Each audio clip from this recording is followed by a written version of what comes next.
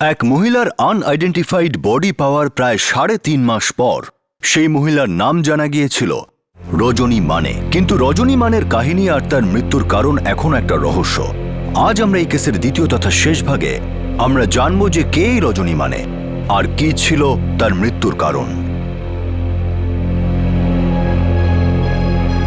এক মহিলাকে চলন্ত গাড়িতে গলা টিপে খুন করা হয়। পরের দিন অর্থাৎ 2014 21শে জুলাই তার মৃতদেহ মহারাষ্ট্রের থানে জেলার একটা নালার পাশে পড়ে থাকতে দেখা যায়। মৃতদেহের সাথে এমন কিছু ছিল না যাতে তার পরিচয় জানা যায়। সেই অজ্ঞাত মহিলার পরিচয় জানার জন্য জায়গায় জায়গায় পোস্টার লাগানো হয়, কিন্তু পরিচয় জানে এমন কেউ সামনে এলো না। একটি বারে ওয়েটারের কাজ করা রাকেশ সে অপরাধ বোধে ভুগছিল, কারণ সে ওই মহিলা সম্পর্কে কিছু জানত কিন্তু বলতে পারছিল না। অন্যদিকে সোনু নামে 5 বছরের একটি ছেলের মুখে একটাই প্রশ্ন ছিল যে তার মা কোথায়, আর সে প্রতিবারই একটাই উত্তর পাচ্ছিল যে তার মা তাড়াতাড়ি ফিরে আসবে। কিন্তু কে ছিল এই মহিলা? প্রায় 3 মাস কেটে যায় কিন্তু পুলিশ সেই মহিলা সম্পর্কে কিছুই জানতে পারল না। শেষ পর্যন্ত পুলিশ সেই মহিলার অন্তিম সংস্কার করে দেয় আর এই কেস ক্রাইম ব্রাঞ্চকে ট্রান্সফার করা হয়। কিন্তু কেস এখনো সেই জায়গাতেই থমকে আছে। অন্যদিকে সোনু তার নতুন বাড়িতে কাবিয়া আর শ্রেয়ার সঙ্গে মিশে গেছে। তার দেখাশোনা করার জন্য রাখা মহিলা রেশমিও এর মধ্যে একটি পুত্র সন্তানের জন্ম দেয়। মৃত মহিলাকে চিনেও চুপ করে থাকায় সবাইকে বেশ মেন্টালি ডিস্টার্বড মনে হচ্ছিল, কিন্তু তাদের মুখে যেন তালা লাগানো ছিল। শেষ পর্যন্ত রাকেশ তার মুখ খোলে আর সেই বাড়ি ইনফরমারের সঙ্গে দেখা করতে আসা কনস্টেবল পরচুরেকে জানায় যে 3.5 মাস আগে যে মহিলার খুন হয়েছিল তার নাম রজনী মানে। সে অর্পিতা বারে ওয়েট্রেস ছিল।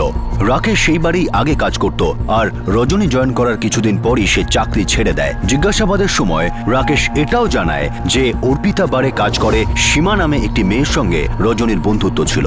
এবার তারপর অভিজিৎ স্যার, অর্পিতা বারের সীমার থেকে আমরা রজনী ব্যাপারে কিন্তু জানতে পারি। এই রজনী মানের অন্তিম সৎকার একটা বেওয়ারিশ লাশের মতনই করা হয়েছিল, আর আমরা এই খুনিকে আইডেন্টিফাই করব আর এই কেসটা ক্লোজ করব।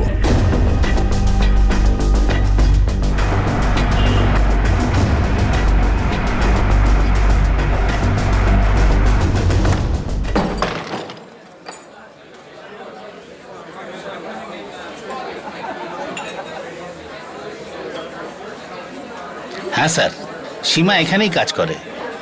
আর রজনী মানে? রজনী মানে? হ্যাঁ স্যার, ও আগে এখানে কাজ করতো। মারা গেছে ও। কি? এটা কবে হলো স্যার? 3.5 মাসের বেশি হয়ে গেছে। সারা এলাকাতে ওর পোস্টার লাগানো আছে, দেখেছো নিশ্চয়ই, কিন্তু আমাদেরকে সেটা বলনি, তাই আমরাই এখানে চলে এসেছি। স্যার, আমার জানা ছিল না, যদি জানতাম তাহলে নিশ্চয়ই যেতাম। সীমা কোথায়? এখন চলে এসছে মনে হয়, ভেতরে রেডি হচ্ছে।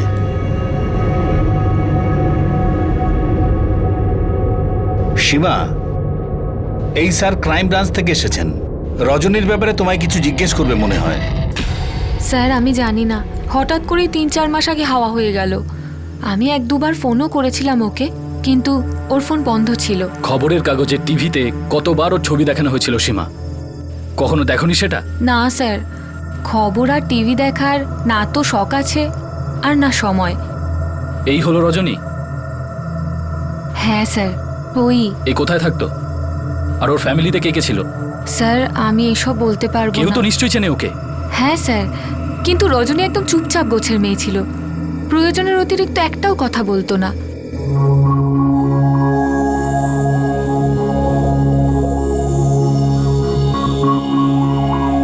আরে বাহ, আজকে তো তোকে দারুণ দেখাচ্ছে। দেখবি আজকে সবচাইতে বেশি মাল তুই কামাবি।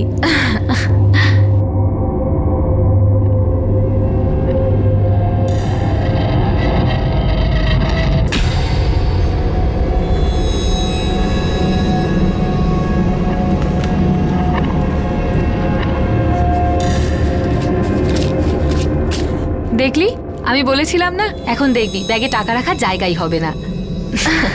ব্যাস স্যার, এটুকুই জানতাম আমি রজনীকে। স্যার, সীমা ঠিকই বলছে, রজনী নিজের মতোই থাকতো। এত মাস ও এখানে কাজ করেছিল, কেউ তো নিশ্চয়ই চেনে ওকে। কোথা থেকে এসেছিল, কোথায় থাকতো?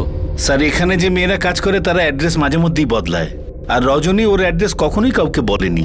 হ্যাঁ স্যার, স্যার একটা কাস্টমার ছিল যার সাথে রজনীর ভালো সম্পর্ক ছিল।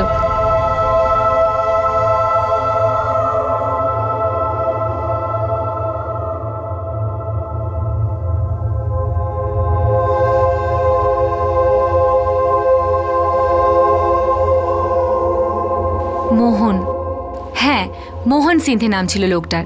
কোনো একজন শেঠের ওখানেও কাজ করে, কোনো এক্সপোর্টের কাজ হবে।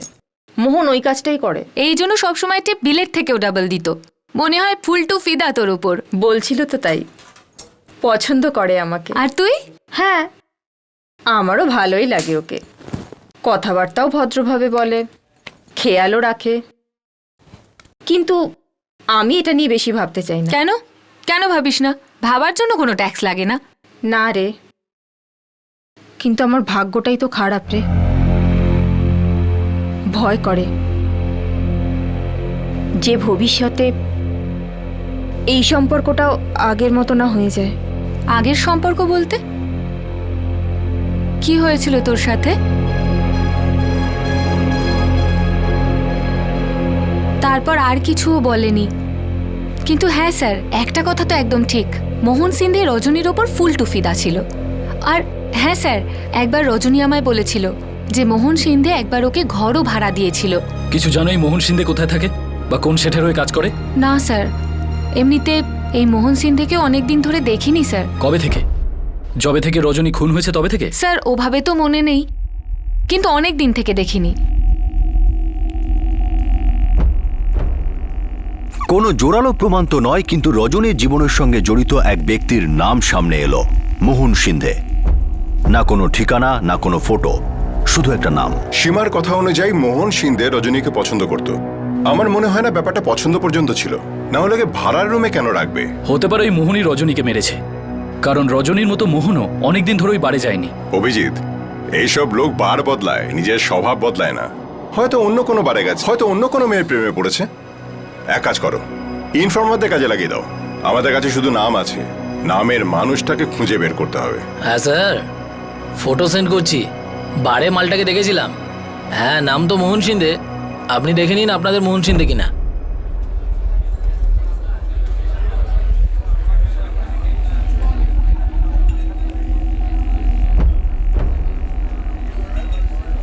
স্যার, একবার শুধু আপনি আপনার ওকে সিলটা মেরে দিন, তারপর আমি এর ঠিকুজি গোষ্ঠী বের করছি।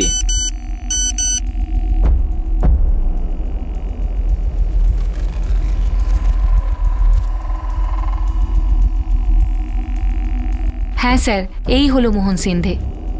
স্যার, এই মোহন সিন্ডে আর এ রাহুল গায়কোয়াড হেতেলবারে ওরা রেগুলার যেত। এই মোহন সিন্ধে থাকে কোথায়? বদলাপুরে থাকে স্যার। থানেতে কোনো গার্মেন্ট এক্সপোর্ট কোম্পানিতে কাজ করে। এই মোহন সিন্ধেকে আজকে আর কাজে যেতে হবে না, তুলে নিয়ে আসো ওকে।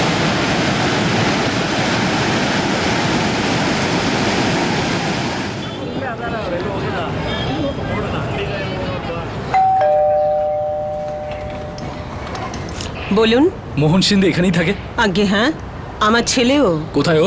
ও এখন ঘুমোচ্ছে, নাইট ডিউটি করে সকালে এখন ঘুমোচ্ছে। তুলে দিন ওকে, ডবল শিফট করতে হবে আজকে ওকে। কে এসেছে মা? বলছিল যে ক্রাইম ব্রাঞ্চ থেকে এসেছে।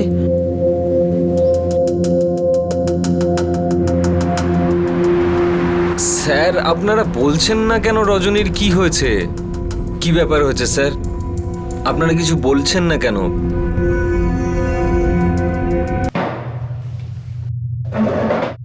স্যার বলুন না, রজনীকে পেয়েছেন আপনারা? কোথায় ও? এই প্রশ্নটা আমি তোকে করবার, উত্তরটা তুই দিবি, বুঝলি? তুই রজনীকে রুমটা ভাড়ায় দিয়েছিলি, তাই না? হ্যাঁ স্যার, কিন্তু রজনী ঠিক আছে তো স্যার? রজনী মারা গেছে। কি?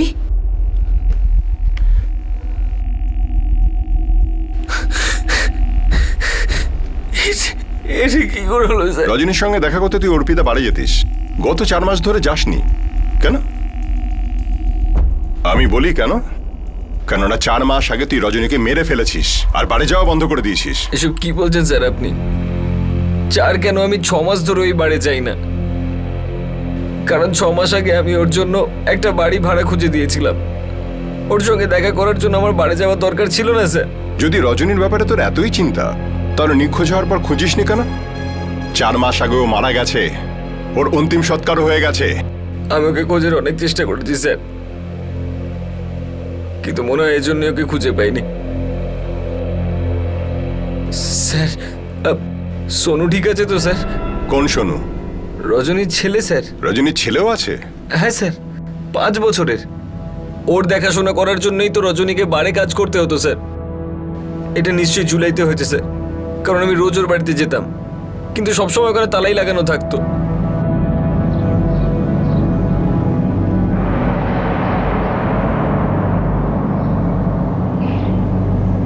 কাকিমা, রজনী কিছু বলে গেছে ও কোথায় গেছে? না, কিছু তো বলে যায়নি। 2 দিন ধরে আমি ওর ঘরে তালা দেখছি। সীমা হয়তো আপনাকে আমার ব্যাপারে বলেছে। আমি তো ওর কাছেও গেছিলাম রজনীর খোঁজ করতে। ও কি আপনাকে এটা বলেনি? এখন তোর জন্য কি আমি গীতার ওপর হাত রেখে দিব্যি কাটবো? আমি জানি না রে, রজনী আমায় বলে যায়নি যে ও কোথায় গেছে। ও কি নিজের বাড়ি কোলাপুরে যাওয়ার কথা বলেছিল? ওই কোলাপুর থেকে? এই দেখো, আমি তো এটাও জানতাম না যে ও কোলাপুরের মেয়ে। আমি বহুবার খুঁজেছি রজনীকে ওর বাড়িতে, কত ফোন করেছি, কিন্তু সব বেকার। তারপর আমি আশাই ছেড়ে দিই। ঘরটা বাড়ির মালিককে ফেরত দিয়ে দিই আর ডিপোজিটের টাকা ফেরত নিয়ে নিই। আমি ভাবলাম ও নিজের বাড়ি কোলাপুরে ফিরে গেছে। কোলাপুরে ওর কোনো আত্মীয় আছে? হ্যাঁ স্যার, ওর স্বামী রাঘব খুব মারধর করতো স্যার ও রজনীকে। সেজন্যই তো রজনী পালিয়ে সোনুকে নিয়ে এই মুম্বাইতে চলে আসে। মা বাবা ভাই বোন আর কোনো আত্মীয় আছে ওর? হয়তো নেই স্যার, সেই জন্যই তো রাঘব যা খুশি তাই করতে পারতো রজনীর সঙ্গে। আমি হলপ করে বলতে পারি স্যার, রাঘবই মেরেছে রজনীকে। কি জানি কি করেছে ও সোনুর সঙ্গে। স্যার কিছু করুন না স্যার, খোঁজ নিন সোনু কোথায় আছে স্যার।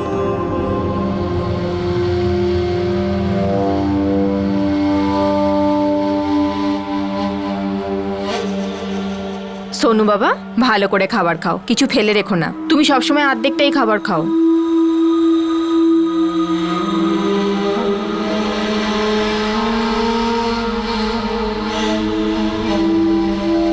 রজনীর কাহিনীর আরেকটি পর্ব সামনে এলো।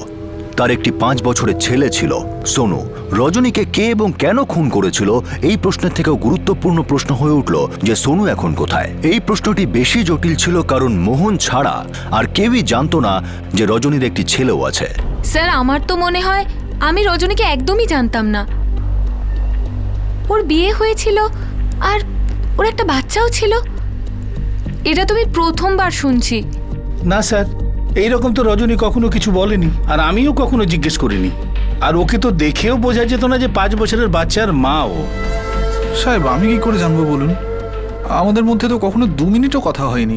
তুই ছাড়া আর কেউ জানে না যে রজনী বিবাহিতা আর ওর একটা বাচ্চাও আছে।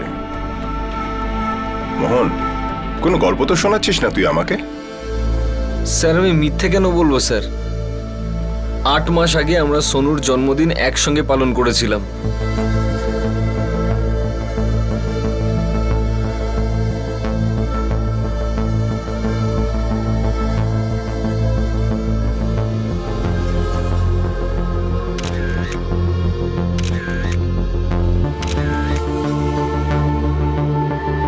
সোনু দেখো, বাবা তোমার জন্য কি নিয়ে এসেছে। থ্যাংক ইউ বাবা।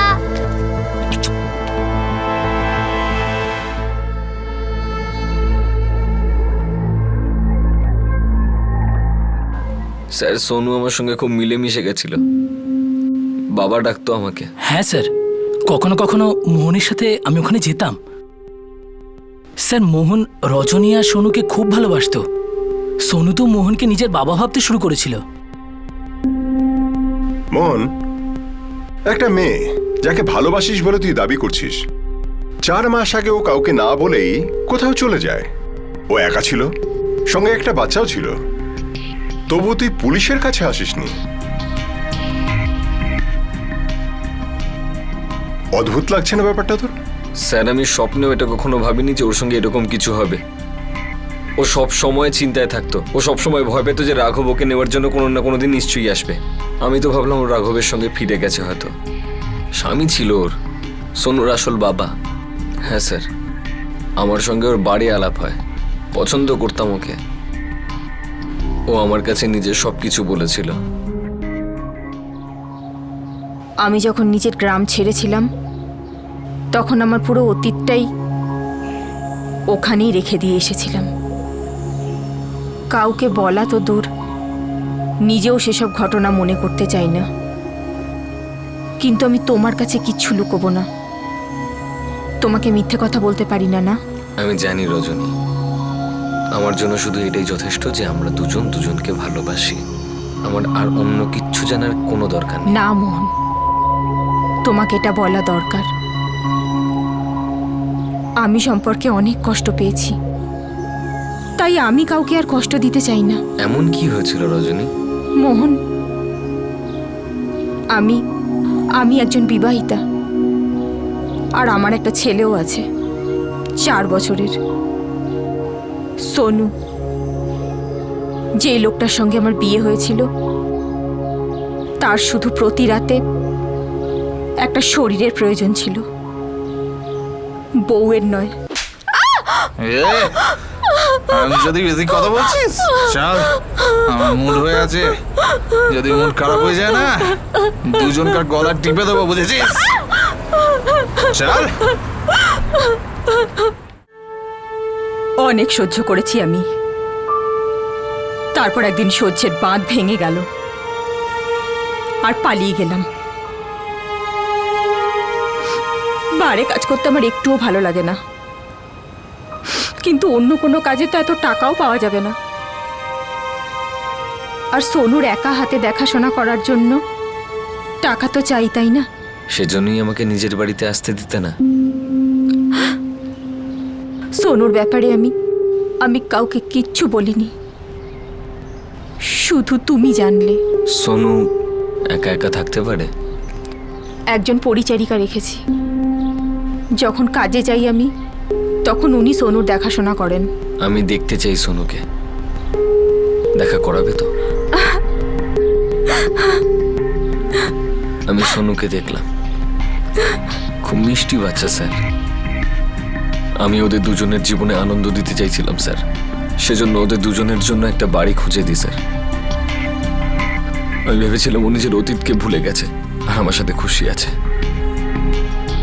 কিন্তু একদিন চলে যায় চিরকালের জন্য। মানুষ অতীতের থেকে পালাতে পারে, তাহলে অতীতও তাকে তাড়া করতে পারে। আমি এখনো বিশ্বাস করতে পারছি না ও আমাকে ছেড়ে চলে গেছে। দুঃখ হয়েছিল, রাগও হয়েছিল, কিন্তু আমি চুপ ছিলাম। এটা ভেবে নিজেকে মানাচ্ছিলাম যে হতে পারে যে রাঘব শুধরে গেছে, ওকে বুঝিয়ে শুনিয়ে নিয়ে গেছে। কিন্তু আমি ভুলছিলাম স্যার, ওই রজনীকে মেরে দিয়েছে।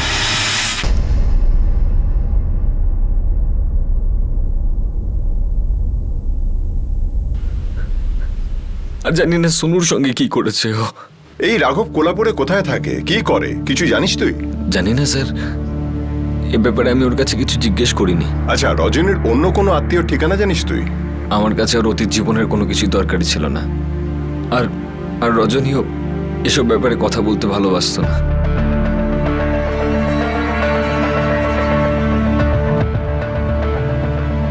স্যার, মোহনের মোবাইলে এই ফটোগুলো ছিল।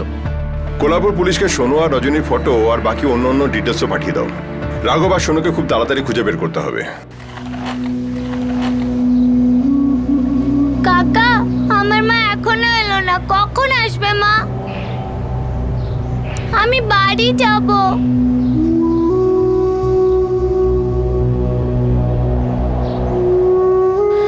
সোনা, আমি চাই যে তোমার মা যেন খুব তাড়াতাড়ি এসে তোমাকে নিয়ে যায়। তোমার মা খুব তাড়াতাড়ি আসবে। তুমি একদম চিন্তা করো না।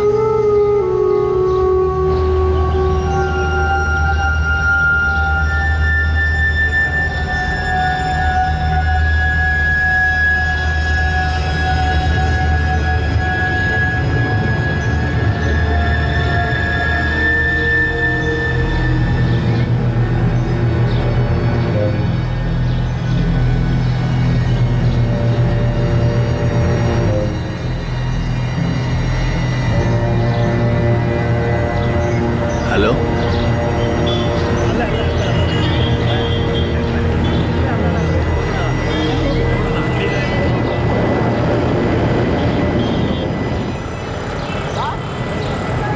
পুরো কোলাপুর খুঁজে দেখেছি। এই রাঘব, রজনী আর সোনু, এদের ব্যাপারে কোনো লিড নেই। তারপরেতেও রজনী আর সোনু, এদের দুজনকার ছবি আশপাশের পুলিশ স্টেশনে আমি দিয়ে দিয়েছি। আর রাঘবের তো কোনো ছবি নেই আমাদের কাছে। আমাদের কাছেও রাঘবের ছবি নেই, তাই খুব বেশি ডিটেলস তো দিতে পারবো না, কিন্তু আপনারা তল্লাশি জারি রাখুন। আমরা পুরো চেষ্টা করছি, তবে যদি রজনীর ফ্যামিলি অন্য কোথাও শিফট করে গিয়ে থাকে তাহলে আর কিছু করার থাকবে না। তাজ্জব ব্যাপার, শুরুর মতোই রাঘবের ব্যাপারে শুধু মোহনই জানে। স্যার, যদি মোহনের কথায় বিশ্বাস করি আমরা, তাহলে ওর ইনভলভমেন্ট চোখে পড়ছে না। অভিজিৎ, যখন নিজেই নিজের কাহিনী বলতে থাকে না, তখন সে কাহিনীর হিরো নিজেই থাকে। আমার সন্দেহ হচ্ছে এই রাঘবের ক্যারেক্টার মোহনের মন গড়া নয় তো।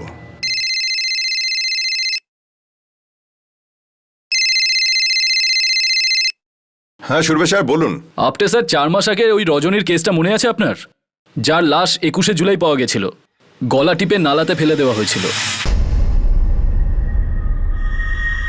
হ্যাঁ, আমরা ওই কেসের উপরেই কাজ করছি। আপনি কোনো লিড পেয়েছেন? হ্যাঁ, যে গাড়িতে রজনী মানে মার্ডার হয়েছিল তার ড্রাইভারকে পাওয়া গেছে।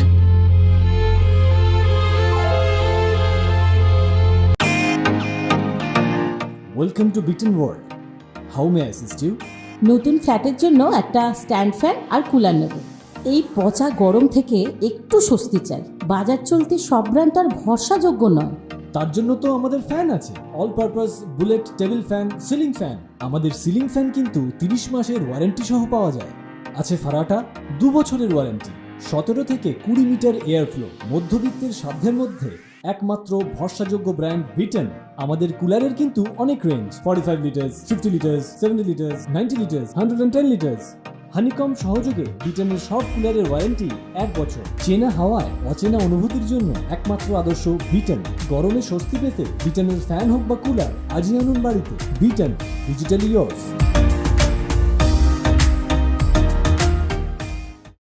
যে গাড়িতে রজনী মানে মার্ডার হয়েছিল তার ড্রাইভারকে পাওয়া গেছে।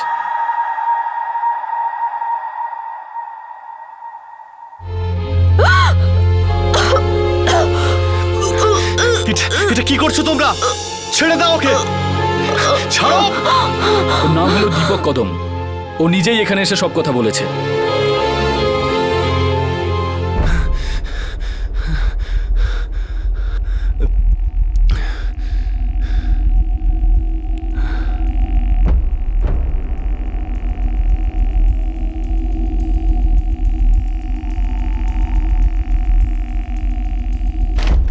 দীপক কদম, বসো। বলো, কি জানো রজনী মানের মার্ডারের ব্যাপারে? স্যার, ওই মহিলাকে যে গাড়িতে গলা টিপে মারা হয়েছিল ওটা আমার গাড়ি ছিল স্যার। অনেক চেষ্টা করেছিলাম, কিন্তু সাহসী করতে পারছিলাম না এখানে এসে সত্যিটা বলার। ভয় পেয়ে গেছিলাম স্যার, মানে আমাকে ভয় দেখানো হয়েছিল।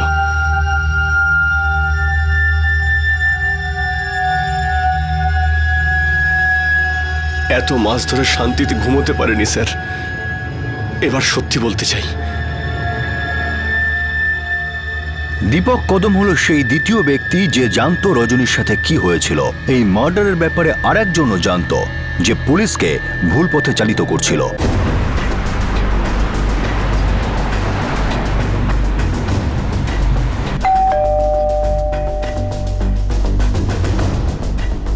মোহন রজনীর খুনিকে ধরা গেছে। দেখা করতে চাও? তাহলে চলো।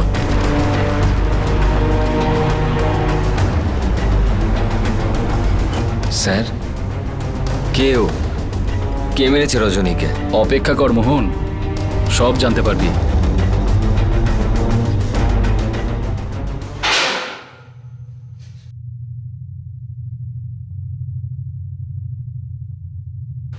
স্যার, হয়েছেটা কি? কেউ কিছু বলছে না কেন আমাকে?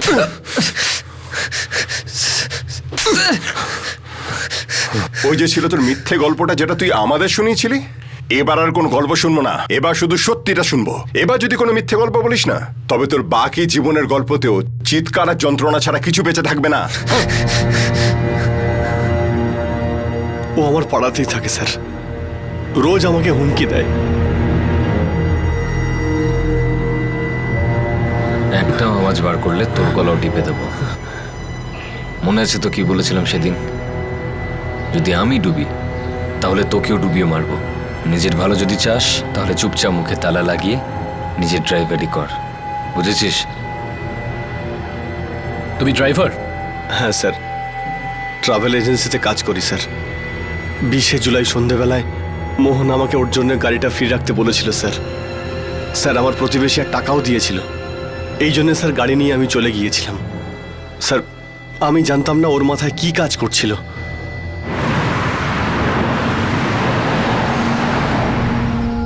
দীপক, আগে থানে চল, একজনকে তুলতে হবে। ঠিক আছে দাদা।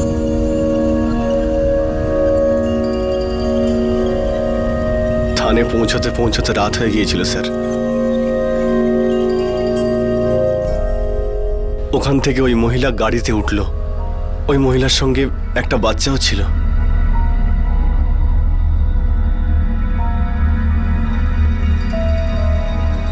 মোহন বলেছিল প্রথমে ওরা কোথাও খাবে, এই জন্যে আমি কল্যাণের কাছে একটা ধাবাতে ওদেরকে নিয়ে যাই। মোহন আর ওর বন্ধু রাহুল, ওই মহিলা আর বাচ্চাটা সবাই খেতে গেল। আমি বাইরেই ওদের জন্য অপেক্ষা করছিলাম।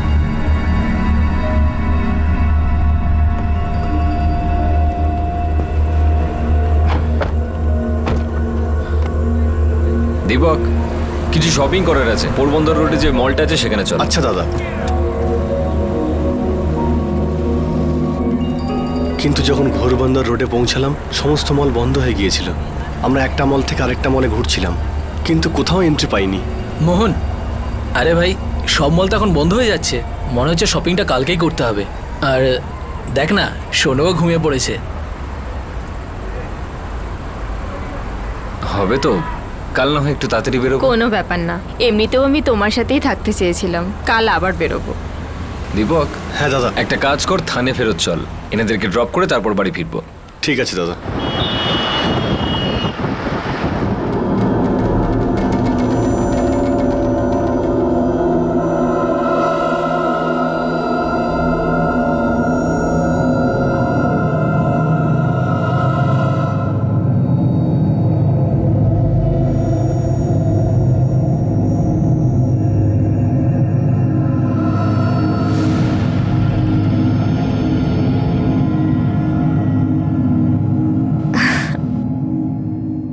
স্যার আমরা থানেতেই ফিরে যাচ্ছিলাম।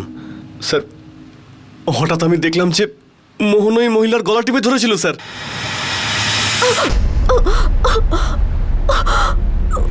মোহন দাদা, কি করছো এইসব? এই চুপ, তোর জ্ঞান চাই না আমি এখানে, চুপচাপ গাড়ি চালা। কিন্তু মোহন দাদা আপনি এইসব কেন করছেন? এই চুপ, তোকে বললো না চুপচাপ গাড়ি চালাতে? না হলে তোর হালও কিন্তু এই একই হবে।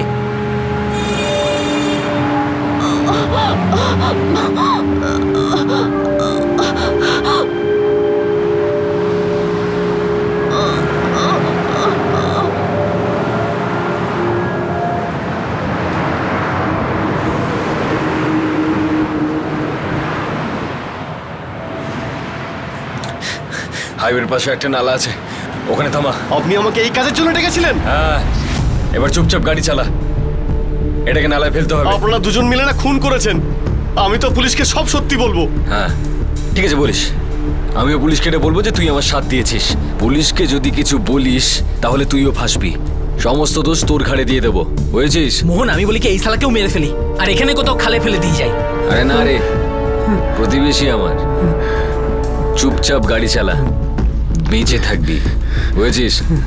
যদি মুখ খুলেছিস তাহলে তুইও কোনো নালাতে মরে পড়ে থাকবি, আমার নজর থাকবে তোর উপরে, বুঝতে পারছিস তো তুই?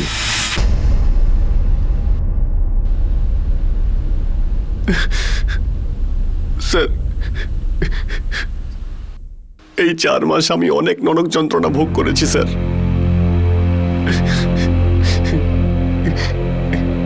কতবার চেষ্টা করেছি এখানে আসার, কিন্তু স্যার যখন জানতে পারলাম মোহনকে পুলিশ গ্রেপ্তার করেছে, এটা জানতে পেরে আমি এখানে চলে আসি স্যার। বাচ্চাটাকে ওরা কি করেছিল জানি না স্যার, গাড়ি থেকে নেওয়ার সময় মোহনের কাছেই তো ছিল বাচ্চাটা। দীপক আমাদের সব সত্যি বলে দিয়েছে, আর তোমার বন্ধু রাহুলও আমাদের সামনে মুখ খুলে দিয়েছে। এবার তোর পালা, নে বল, কেন মারলি রজনীকে? আমি হাঁপিয়ে গেছিলাম স্যার, আমি ওকে বিয়ে করতে চাইছিলাম না। হ্যাঁ ভালোবাসতাম আমি ওকে, পছন্দও করতাম, সেজন্যই তো থাকার জন্য ঘর দিয়েছিলাম ওকে। কিন্তু তারপরে বিয়ে স্বপ্ন দেখতে শুরু করলো, রোজ রোজ একই কথা, বিয়ে কবে করব, বিয়ে কবে করব। আমি বিরক্ত হয়ে গেছিলাম স্যার। আর কি কি পড়িয়েছে স্কুলে? পোয়েম। পোয়েম? কি পোয়েম পড়িয়েছে? Johnny Johnny yes papa, eating sugar no papa. আমি সোনুকে ভালোবেসে ফেলেছিলাম, নো পাপা। কিন্তু আমি ওকে বিয়ে করতে চাইছিলাম না, কিন্তু ও বারবার বিয়ের কথা বলতো।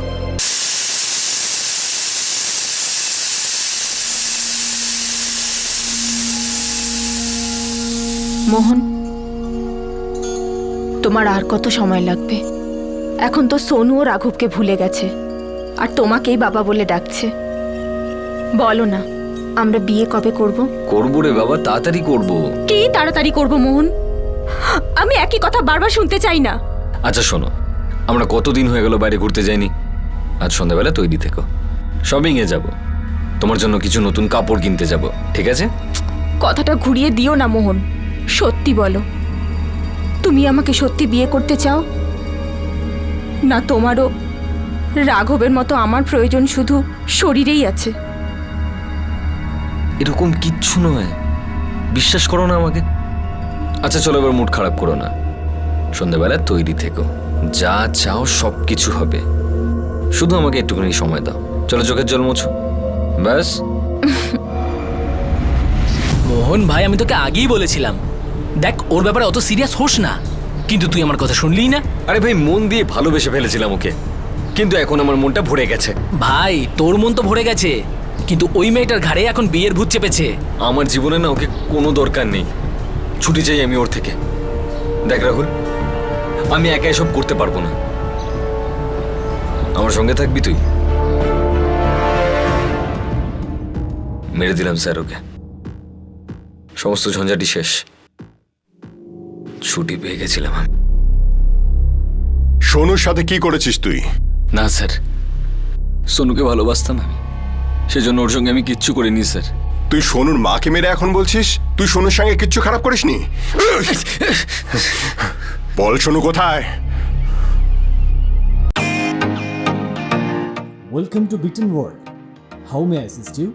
নতুন ফ্ল্যাটের জন্য একটা স্ট্যান্ড ফ্যান আর কুলার নেব।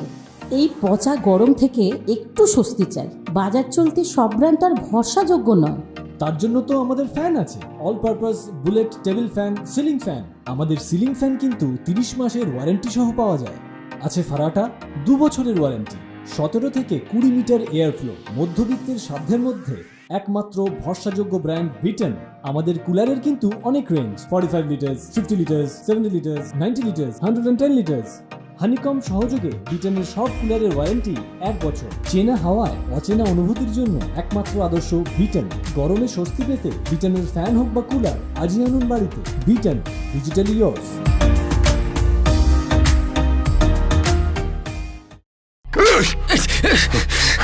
বল সোনু কোথায়? স্যার, আমার একটা কাকার ছেলে আছে, কিশোর সিন্ধে, ওর বাড়িতেই আছে। এই কিশোর সিন্ধের থাকাটা কোথায়?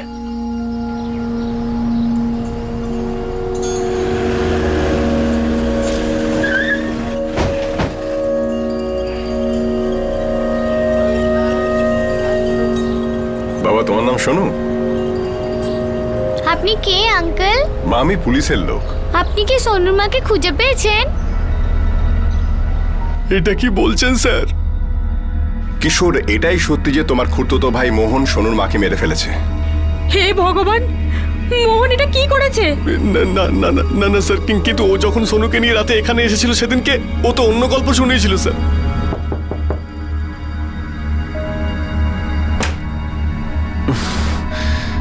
মোহন, এত রাতে কি হয়েছে?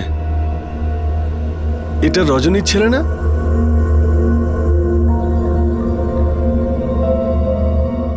আর এরকম না বলে রজনী কোথায় চলে গেল? আমি কি করে জানবো দাদা? ও বেচারা একা একা বাড়ির বাইরে দাঁড়িয়ে কাঁদছিল, সেজন্যই আমি নিয়ে এলাম আমার সঙ্গে। কোনো কোনো বড় কাস্টমার পেয়ে গেছে হয়তো, সেজন্যই হয়তো চলে গেছে ওর সঙ্গে। এই লাইনে এসব হতে থাকে দাদা। তা বলে নিজের ছোট ছেলেটাকে ফেলে চলে গেল? হয়তো, কিন্তু আমি ওকে খুঁজছি, যখনই খুঁজে পাবো আমি ওকে বুঝিয়ে সুঝিয়ে নিয়ে আসবো এখানে। আরে ততদিন এই বাচ্চাটার কি হবে? কোথায় রাখবো ওকে? সেজন্যই তো এখানে এনেছি দাদা। তোমরা ওকে একটু দেখো। বৌদি, তুমি তো বুঝতে পারছো আমি ওকে কি করে দেখাশোনা করব। প্লিজ তোমরা ওকে একটু রাখো, ভীষণ মিষ্টি বাচ্চা। কিন্তু মোহন। বৌদি প্লিজ মানা করো না, তুমি তো বুঝতে পারছো যে বাচ্চাটা মাকে ছাড়া কি অবস্থায় রয়েছে।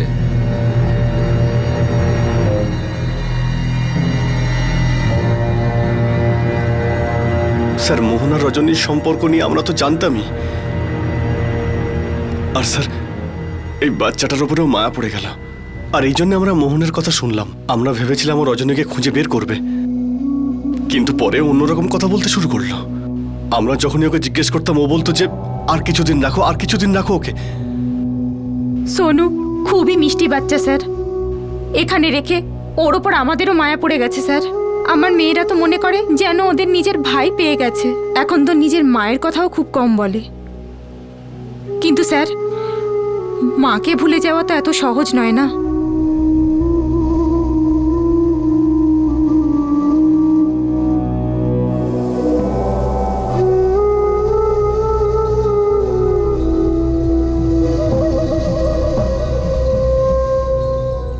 কিশোর, শুরুতে তোমার কথা আমার একদম বিশ্বাস হয়নি। তারপর তোমার প্রতিবেশীদের জিজ্ঞেস করে জানতে পারলাম যে তুমি সোনুকে নিজের সন্তানের মতনই ভালোবাসো। স্যার, সোনুকে দেখলে যে কেউ ভালোবাসবে। এখন তো দেখছি সোনু তোমার ঘরে ভালোভাবেই সেটেল হয়ে গেছে। এখন তোমরাই ওর বাবা মা, আর আমিও খুশি হব যদি সোনু তোমাদের সঙ্গে থাকে। কিন্তু আইনত ওকে তোমাদের দত্তক নিতে হবে। আর অ্যাডপ্ট করার জন্য যত ফর্মালিটিস আছে সেগুলো কমপ্লিট করার জন্য আমরা তোমাকে সাহায্য করব। স্যার, ওই বলো না। স্যার, আমাদের সবেমাত্র ছেলে হয়েছে, আর এখন আমাদের 3টে বাচ্চা স্যার। আর আমার আয় এতটাও না যে আমি সোনুকে দত্তক নিতে পারবো। মন তো খুবই চায়, কিন্তু স্যার এখন আমার সামর্থ্য নেই 4টে বাচ্চা মানুষ করার।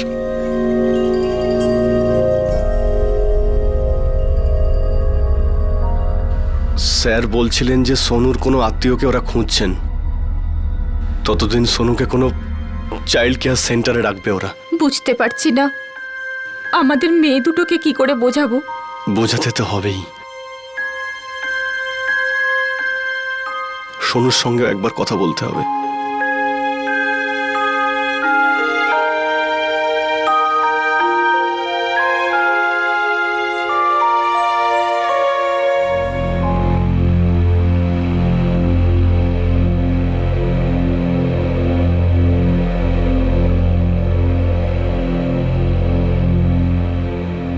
দীপক কদম নিজের স্টেটমেন্ট দিল আর এই কেসে সাক্ষ্য দিতে রাজি হয়ে গেল।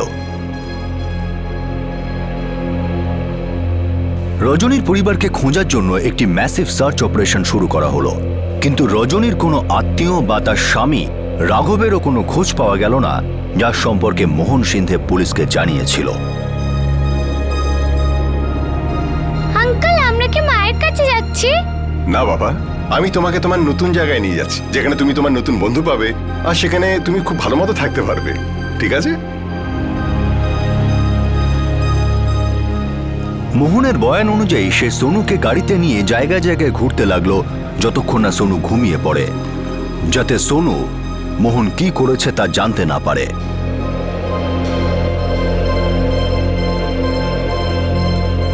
সোনুকে আপাতত চাইল্ড কেয়ার হোমে রাখা হয়েছে, কিন্তু পুলিশ এখনো অবধি রজনীর পরিবারের কোনো সদস্যকেই খুঁজে পায়নি। পুলিশ মনে করছে রজনীর অতীত সম্পর্কে মোহন যে কাহিনী শুনিয়েছিল সেটা মন গড়া ছিল, কিন্তু মোহনের স্টেটমেন্টকে খারিজ করার জন্য পুলিশের কাছে কোনো জোরালো কারণও নেই। মোহন সিন্ধে আর রাহুল গায়কোয়াড়ের বিরুদ্ধে আইপিসির 302 ধারা অনুযায়ী মার্ডারের জন্য আর 201 ধারা অনুযায়ী প্রমাণ লোপাটের অভিযোগ দায়ের করা হয়েছে। এই মুহূর্তে দুজনই আইনি হেফাজতে, আর এই কেসের ট্রায়াল শুরু হয়ে গেছে। এই কেসটি সলভ হতে সময় লেগেছিল। রজনী মানের অন্তিম সংস্কার হওয়ার পরেও তার পরিচয় জানা যায়নি, কিন্তু শেষ পর্যন্ত রাকেশ আর দীপক নিজেদের বিবেকের কথা শুনলো আর নিজেদের মুখ খুলল, আর ফাইনালি এই কেস সলভ হলো। পুলিশ রজনীর ছেলে সোনুকে খুঁজে বের করলো আর খুনিকে গ্রেফতার করলো। রজনীর প্রেমিক মোহন রজনীকে খুন এই জন্যই করেছিল কারণ রজনী বিয়ে করার জন্য তার উপর চাপ সৃষ্টি করছিল, আর সে সেই চাপে অতিষ্ঠ হয়ে উঠেছিল। যদি মোহন চুপচাপ রজনীর জীবন থেকে চলে যেত, তাহলে রজনীকে তার প্রাণ হারাতে হতো না, আর একটি অবোধ শিশুকে তার মাকে হারাতে হতো না। কিন্তু আফসোস, মোহন অপরাধের রাস্তায় বেছে নিল, আর যা চরম শাস্তি ভোগ করতে হবে একটি 5 বছরের ছোট্ট শিশুকে। মোহন ভেবেছিল যে সে এই অপরাধ করে বেঁচে যাবে, কিন্তু সত্য কখনো বেশি দিন লুকিয়ে রাখা যায় না, আর তেমনটাই হলো। প্রতিবারের ন্যায় সত্য সবার সামনে এসে পড়ল। আপনাদের সাথে আবার দেখা হবে ক্রাইম পেট্রোল সতর্কতে আরও একটা নতুন কেস নিয়ে। ততক্ষণ নিজের খেয়াল রাখবেন, সুরক্ষিত থাকবেন, আর মনে রাখবেন সঠিক সময় সঠিক পদক্ষেপ, সতর্ক থাকুন। জয় হিন্দ।